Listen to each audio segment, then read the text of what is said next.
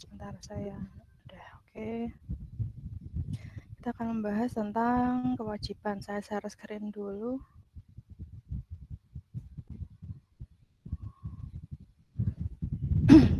Jadi kalau di pemerintahan atau pemerintah daerah itu penyebutan untuk liabilitas atau hutang itu kewajiban. Jadi kalau di perusahaan itu kan masih sudah baru ya dalam bentuknya ya hutang, atau kalau dalam satu gerombol gitu, satu kelompok kayak gitu, berarti ya sudah masuk ke liabilitas gitu kan. Tapi kalau di sini akuntansi pemerintah itu masuknya di akuntansi kewajiban atau kewajiban gitu akunnya. Nah, menurut PP nomor 71 tahun 2010 ini kewajiban adalah utang yang timbul dari peristiwa masa lalu yang penyelesaiannya mengakibatkan aliran keluar sumber daya ekonomi pemerintah. Jadi ya sudah jelas ya kalau misalnya kewajiban itu ya utang yang terjadi ya di masa lalu dan akhirnya nantinya pada saat pembayaran tagihannya sudah keluar gitu, misalnya dicicil berapa tahun kayak gitu, ya mengakibatkan aliran keluar sumber daya ekonomi dari pemerintah gitu. Karena kita punya kewajiban untuk membayar hutang yang timbul tersebut. Nah, ini untuk kewajiban sendiri itu kita mencatatnya ada yang dalam bentuk LO dan neraca, dan ada yang bentuknya nanti LRA tentunya. Seperti biasa, kalau misalnya ini terjadi hutang akibat dari pengadaan atau pembelian secara kredit, maka debitnya beban atau aset, kreditnya hutang apa gitu kan. Jadi di sini jelas kalau hutang itu saldo normalnya adalah kredit. Kemudian saat penerimaan pinjaman itu juga kan yang masuk berupa kas, maka kas dikasda pada hutang apa gitu. Nah, untuk LRA, untuk transaksi yang ini, LO-nya seperti ini, itu yang pertama itu kan beban pada hutang. Ini kan tidak ada aliran kas yang masuk, maka di sini tidak ada jurnal untuk jurnal standar LRA-nya. Tapi untuk yang kedua itu kan ada aliran kas yang masuk, maka di sini ada jurnal untuk LRA, yaitu perubahan sal pada penerimaan pembiayaan pinjaman gitu. Lah, klasifikasi kewajiban itu ada kewajiban jangka pendek sama kewajiban jangka panjang. Ini kalau menurut PP nomor 71 tahun 2010 atau PSAP nomor 9. Jadi kalau kewajiban jangka pendek berarti diharapkan dibayarkan dalam waktu yang maksimal itu 12 bulan. Tapi kalau jangka panjang berarti jatuh temponya lebih dari 12 bulan atau lebih dari satu periode. Tapi kalau menurut PP nomor 30 tahun 2011 itu klasifikasi kewajiban itu ada pinjaman jangka pendek, kemudian pinjaman jangka menengah sama pinjaman jangka panjang. Pinjaman jangka pendek itu sama seperti sebelumnya, sama seperti yang menurut PP nomor 71 2010. Kalau pinjaman jangka pendek berarti jangka waktunya adalah paling lama 1 tahun anggaran atau 12 bulan itu. Pokoknya harus dibayarkan pokok pinjaman sama bunganya itu harus dilunasi dalam waktu 1 tahun anggaran yang berkenan itu. Kemudian kalau pinjaman jangka menengah di sini merupakan pinjaman daerah dalam jangka waktu lebih dari 1 tahun anggaran, dan kewajiban pembayaran kembali pinjaman tersebut yang berupa pokok pinjaman dan bunganya dan biaya lain-lain harus dilunasi dalam kurun waktu tidak melebihi sisa masa jabatan kepala daerah yang bersangkutan. Jadi bisa lebih dari 1 tahun anggaran, tapi tidak lebih dari sisa masa jabatan kepala daerah. Kalau misalnya kepala daerahnya itu sisa masa jabatannya tinggal 2 tahun, ya berarti harus dilunasi maksimal 2 tahun itu. Kalau misalnya masih lama gitu 5 tahun, ya berarti sampai 5 tahun, pokoknya sampai yang penting tidak melebihi sisa masa jabatan dari kepala daerah yang bersangkutan. Sedangkan kalau jangka panjang itu berarti jangka waktunya lebih dari 1 tahun dan pembayaran pokok, bunga, dan biaya lainnya itu bisa dibayarkan pada tahun-tahun anggaran berikutnya sesuai dengan persyaratan perjanjian pinjaman. Jadi tidak terkait sama yang tadi itu kepala daerah masa jabatannya berapa kayak gitu, itu tidak terkait. Kalau yang pinjaman jangka panjang, pokoknya sesuai dengan persyaratan aja itu gimana perjanjiannya itu.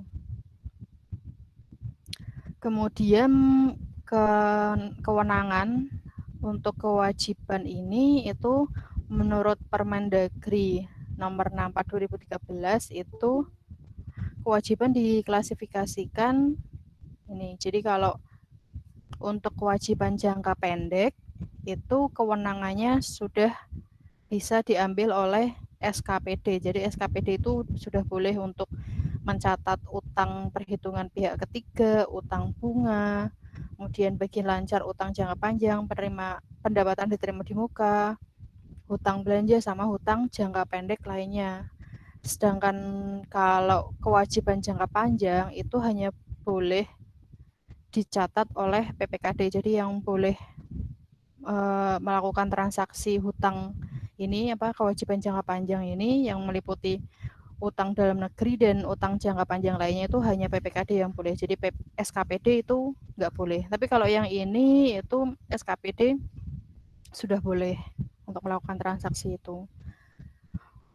Kemudian untuk pengakuannya itu kewajiban diakui pada saat dana pinjamannya diterima oleh pemerintah daerah, terus dananya dikeluarkan oleh kreditur sesuai dengan kesepakatan. Jadi kalau misalnya tidak sesuai dengan kesepakatan, masih belum sesuai, ya belum bisa dicatat gitu kan.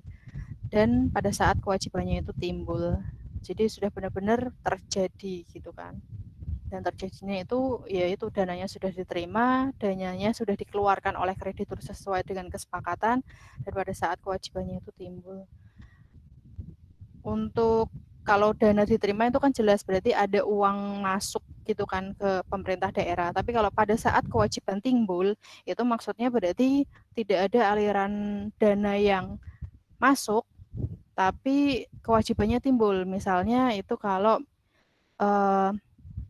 kita hutang yang tadi pembelian tapi kita hutang gitu kan, itu nggak ada aliran kas yang masuk, tapi berarti ada barang yang kita beli gitu kan, itu kan berarti otomatis kewajibannya timbul. Kemudian pendapatan diterima di muka seperti itu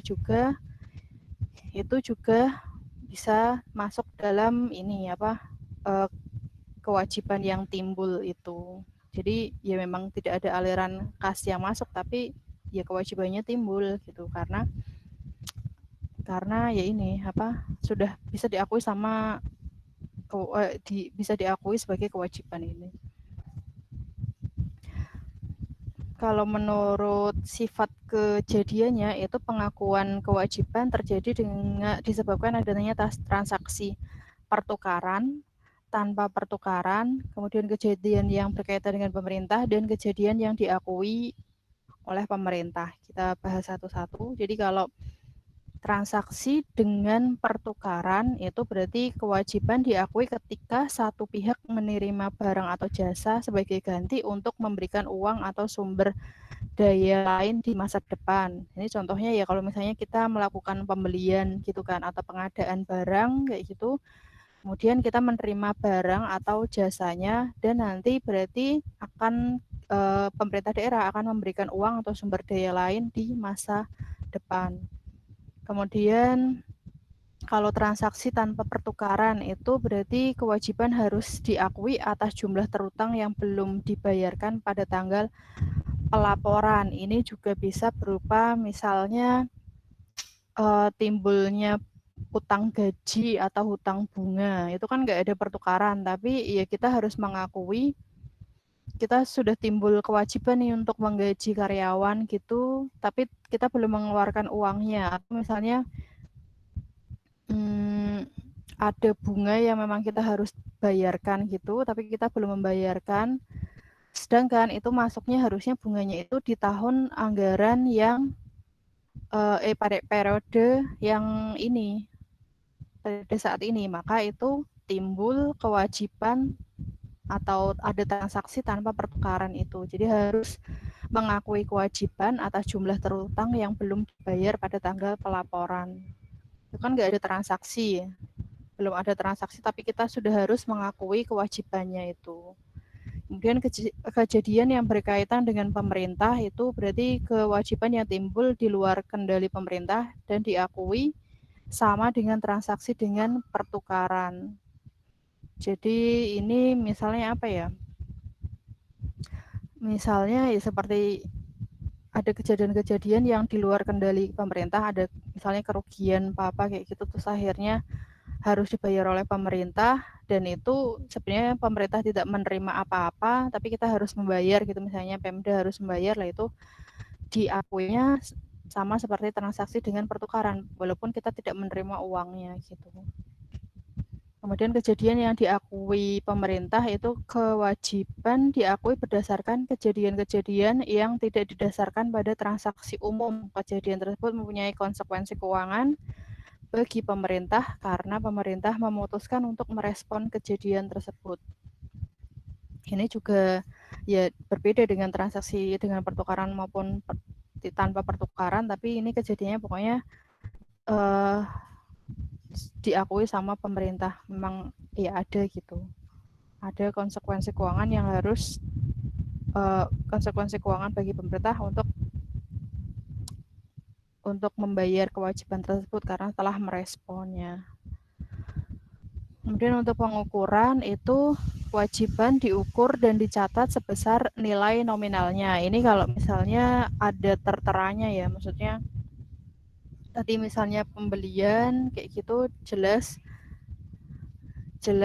ada nilai belinya itu berapa. Kalau misalnya perjanjian hutang piutang kayak gitu, berarti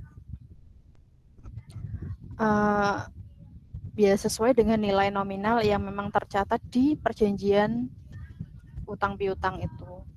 Terus apabila kewajiban tersebut itu dalam mata uang asing, maka pemerintah daerah itu perlu menjabarkan dan menyatakan dalam mata uang rupiah dan dengan menggunakan kurs tengah BI. Kalau di Indonesia kan Bank Sentral Indonesia, Bank Sentral Indonesia berarti BI pada tanggal neraca. Jadi tetap harus dinyatakan dalam mata uang rupiah, walaupun kita misalnya dapat pinjamannya itu berupa mata uang asing. Nah, di sini untuk akuntansi kewajiban di SKPD ada contoh utang kepada pihak ketiga. Contoh yang pertama itu berarti utang kepada pihak ketiga itu dicatat ketika pemerintah daerah menerima hak atas barang atau jasa, maka pada saat itu pemerintah daerah mengakui kewajiban atas jumlah yang belum dibayarkan untuk memperoleh barang atau jasa tersebut. Ini contohnya itu tanggal 1 SKPDN menerima berita acara kemajuan pekerjaan atas kegiatan pembangunan gedung kantor. Bobot tingkat kemajuannya 35%. Kemudian berdasarkan hasil pemeriksaan fisik itu ternyata kalau diuangkan itu dinilai sebesar 350 juta. Dan pada tanggal 11 Juli itu dilakukan pembayaran dengan mekanisme LS atau langsung dengan menerbitkan SP2D LS. Maka jurnalnya itu pertama menjurnal tanggal 1 dulu kan. Tanggal 1 kan menerima berita acara. Maka kita sudah harus mengakui karena menerima berita acara, maka di sini kita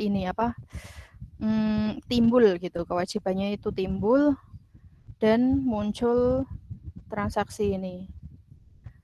Jurnalnya adalah aset tetap lainnya konstruksi dalam pengerjaan bangunan gedung kantor pada hutang belanja modal gedung. Karena ini kan kita membuat gedung kan, tapi masih dalam pengerjaan, maka masuknya di aset tetap lainnya konstruksi dalam pengerjaan. Nilainya adalah sebesar 350 juta berdasarkan dari taksiran tadi itu.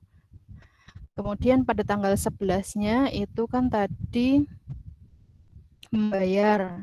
Tanggal 11 Julinya itu dilakukan pembayaran, mekanismenya LS, maka di sini LO-nya itu adalah hutang belanja modal gedung pada RK PPKD.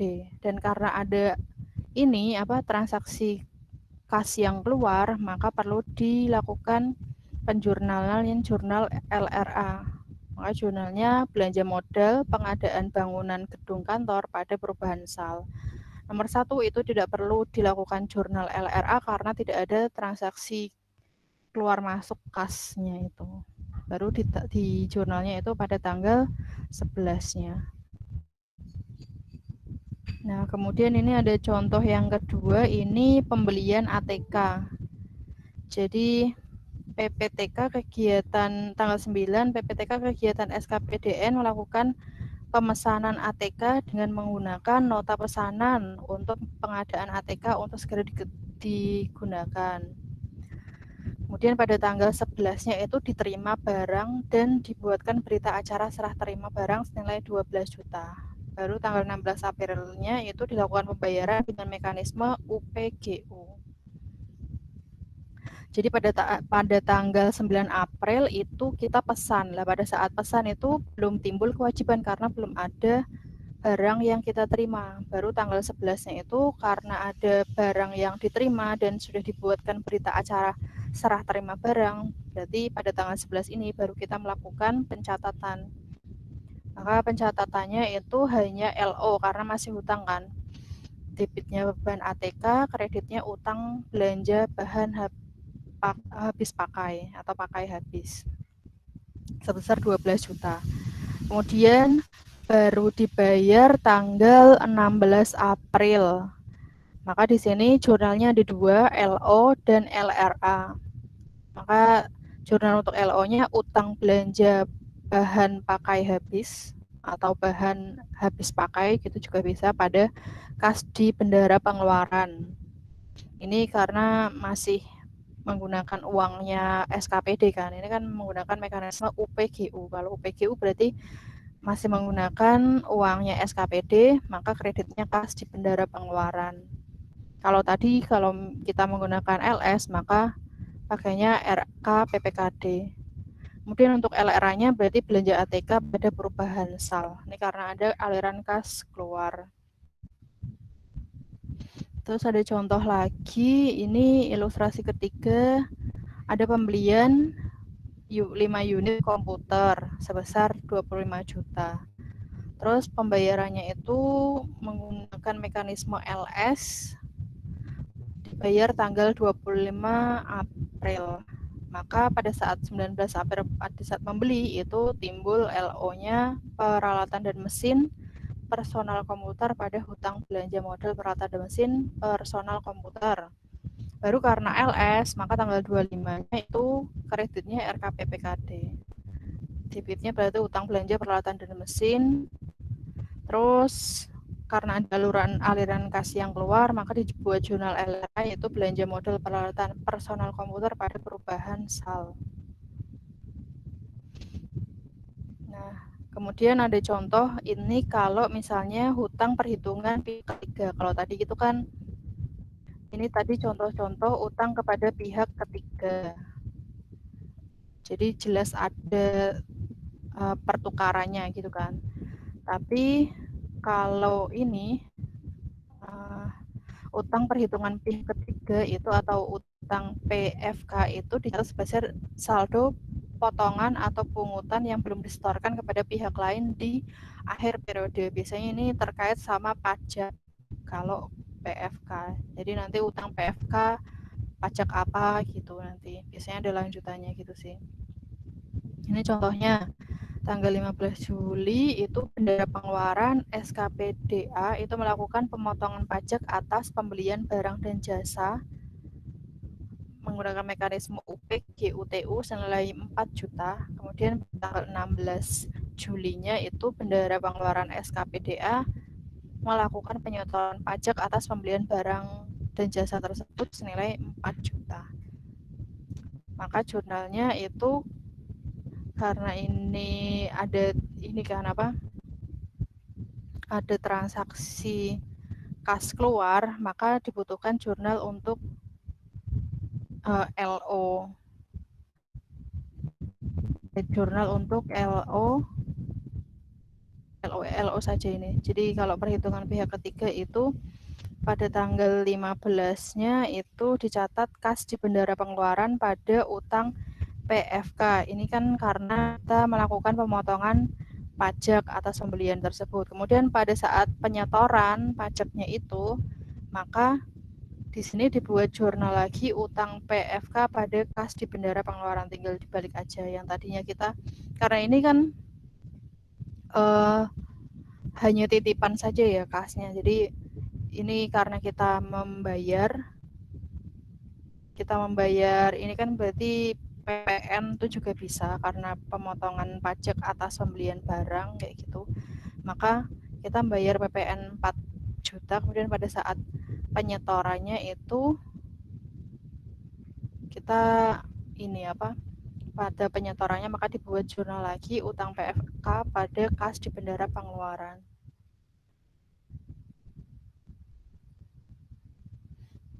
Kemudian ini ada kewajiban lancar lainnya, misalnya pendapatan diterima di muka. Ini sama seperti kalau kita mencatat di perusahaan gitu. Jadi ini ada pendapatan sewa loss pasar ya, ini loss pasar untuk 1 tahun sebesar 36 juta. Maka bisa dicatat sebagai kas di bendara penerimaan pada pendapatan pendapatan diterima di muka berupa sewa. Berarti nanti pendapatan diterima di muka ini pada akhirnya kita perlu membuat jurnal penyesuaian juga kan, kalau misalnya pada akhir periode itu perlu ada pengakuannya ini, berarti pendapatan yang memang benar-benar bisa diakui itu berapa. Jadi ini masih ada kelanjutannya ini nanti jurnalnya untuk ini. Terus tadi karena ada aliran kas yang masuk, maka perlu di jurnal LRA, yaitu jurnalnya perubahan sal pada pendapatan sewa. Nah ini pada tanggal 31 Desembernya itu perlu dilakukan penyesuaian karena tadi pendapatannya diterima tanggal 1 Desember. Sedangkan sampai 31 Desember itu kita perlu mengakui pendapatan sewanya itu berapa sebenarnya gitu kan. Maka perlu dihitung dari 1 September sampai 31 Desember. Itu kan bulan September, Oktober, November, Desember, 4 bulan kan. Jadi kita bisa mengakui pendapatan sewa selama 4 bulan itu berapa, berarti 4/12 dikali sama 36 juta ini.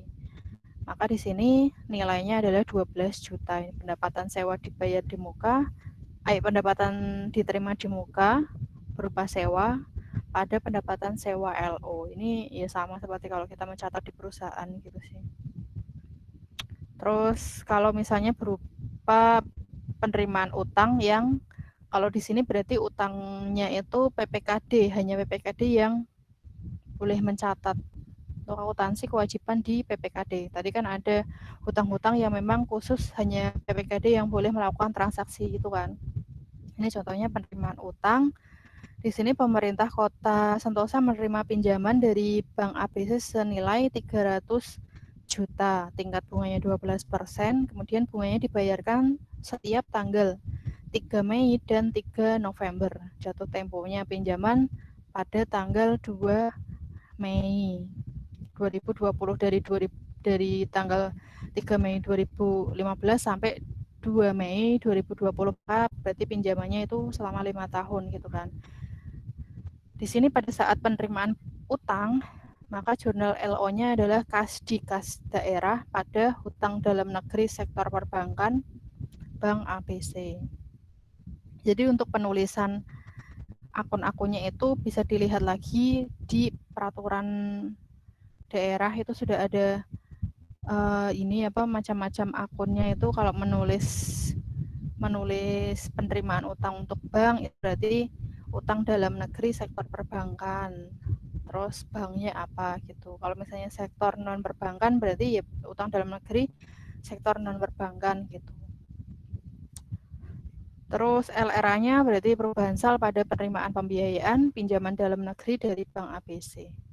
Nah, pada saat pembayaran bunga pertama, pada saat pembayaran bunga kewajiban yang pertama itu kan setiap tanggal 3 Mei sama 3 November. Berarti pertama adalah pada tanggal 3 November. Terus dan di sini terbit SP2DLS, bunganya itu 18 juta. Maka jurnalnya LO-nya beban bunga pinjaman Bank ABC pada kas di daerah. Kemudian LRA-nya itu beban utang pinjaman kepada Bank ABC pada perubahan SAL. Ya, 3 November.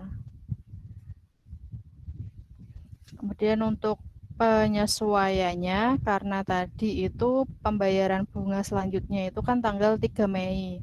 Padahal kita sudah harus mengakui dari November sampai dengan Desember ini kan.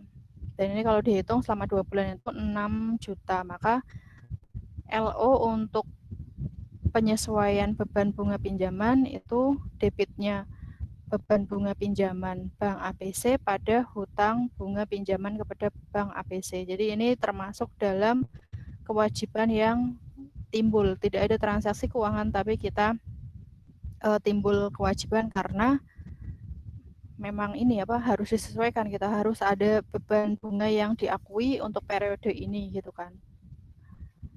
Kemudian pembayaran bunga kedua itu karena tadi ada penyesuaian, maka agak sedikit berbeda. Tanggal 3 Mei-nya itu beban bunga pinjaman dan utang bunga pinjaman pada Bank ABC itu di sisi debit. Totalnya adalah di kasda senilai 18 juta. Jadi tetap tadi bunganya sebesar 18 juta. LRA-nya adalah bunga utang pinjaman kepada Bank ABC pada perubahan SAL senilai 18 juta. Dan untuk pembayaran pokoknya itu tadi setiap tanggal 2 Mei kan. Jadi di sini pada tanggal 2 Mei itu dibayar pokoknya sebesar 60 juta itu utang dalam negeri sektor perbankan Bank ABC pada kas di kasda. LRA-nya berarti tinggal pengeluaran pembiayaan pembayaran pokok pinjaman kepada Bank ABC pada perubahan SAL senilai 60 juta. Kemudian tanggal 31 Desember 2015 itu ternyata pemerintah Kota Sentosa itu melakukan klasifikasi bagian lancar hutang jangka panjang kepada Bank ABC atas hutang yang akan jatuh tempo. Jadi biasanya itu di perusahaan maupun di pemerintahan itu kalau misalnya ada hutang jangka panjang yang memang akan jatuh tempo di periode yang akan datang, itu biasanya langsung direklasifikasikan. Jadi yang tadinya hutang jangka panjang itu direklasifikasikan menjadi hutang jangka pendek gitu kan. Maka untuk jurnal reklasifikasinya itu kalau di sini direklasifikasikannya menjadi hutang dalam negeri sektor hutang lancar benar. Jadi tadinya hutang dalam negeri sektor perbankan itu direklasifikasikan jadi bagian lancar utang dalam negeri sektor perbankan. Jadi yang tadinya hutang jangka panjang itu karena mau jatuh tempo di tahun yang akan datang gitu. Jadi kan ini mereklasifikasikan tanggal 31 Desember. Lah mau dibayarkannya 2 Mei 2015. Kalau misalnya ini tidak ada reklasifikasi berarti kayak gini kan jurnalnya. Tapi kalau ada reklasifikasi itu maka jurnalnya direklasifikasikan dulu utang dalam negeri sektor perbankan pada bagian lancar utang dalam negeri sektor perbankan. Dan pada saat pembayaran berarti nanti bagian lancar utang dalam negeri sektor perbankan pada kas di kasda gitu. Biasanya ada memang mereklasifikasikan hutang gitu. Kemudian untuk penyajian di laporan keuangan itu kewajiban jangka pendek dan jangka panjang itu disajikan di bagian pasifa di sisi pasifa bagian kewajiban. Dan ya disusun seperti ini. Dari kewajiban jangka pendek itu pokoknya dari yang lancar sampai tidak lancar, kemudian baru kewajiban jangka panjangnya ini, baru di jumlah kewajibannya ini. Dan disajikan dalam 2 tahun anggaran, yaitu tahun N sama tahun N-1, tahun ini sama tahun sebelumnya. Kemudian untuk kewajiban ini juga perlu mengungkap lebih detail lagi di catatan atas laporan keuangan. Jadi yang perlu didetailkan itu misalnya saldo kewajiban jangka pendek sama jangka panjangnya itu diklasifikasikan berdasarkan pemberi pinjaman. Kemudian kalau jumlah saldo kewajiban berupa hutang pemerintah itu berdasarkan jenis sekuritas pemerintah dan jatuh temponya itu harus disajikan untuk gimana jenisnya terus jatuh temponya kapan kayak gitu. Bunganya juga sama tingkat bunga yang berlaku itu juga perlu disajikan. Terus ada di perjanjian itu konsekuensi dilakukan penyelesaian kewajiban sebelum jatuh tempo. Jadi ini juga harus diungkapkan. Kalau misalnya kewajibannya itu sebelum jatuh tempo udah mau dilunasi, konsekuensinya apa? Biasanya kan ada ada denda gitu kan, kadang kalau mau langsung cepat diselesaikan gitu biasanya ada denda. Itu kan berarti merupakan konsekuensi juga, di perjanjian biasanya ada, maka di sini juga perlu diungkapkan. Terus ada perjanjian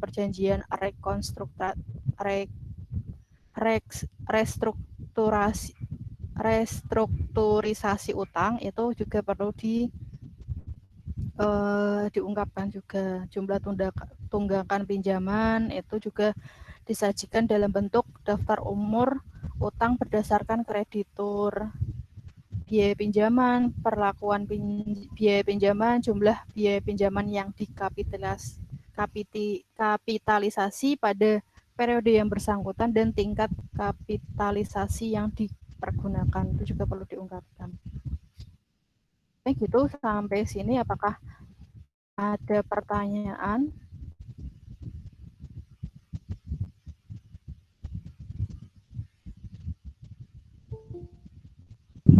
Belum, Bu. Belum ya.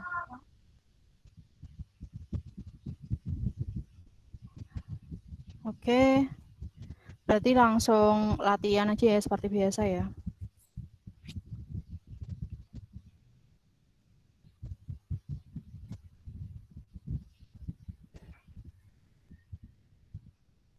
Oke, berarti ini langsung latihan aja.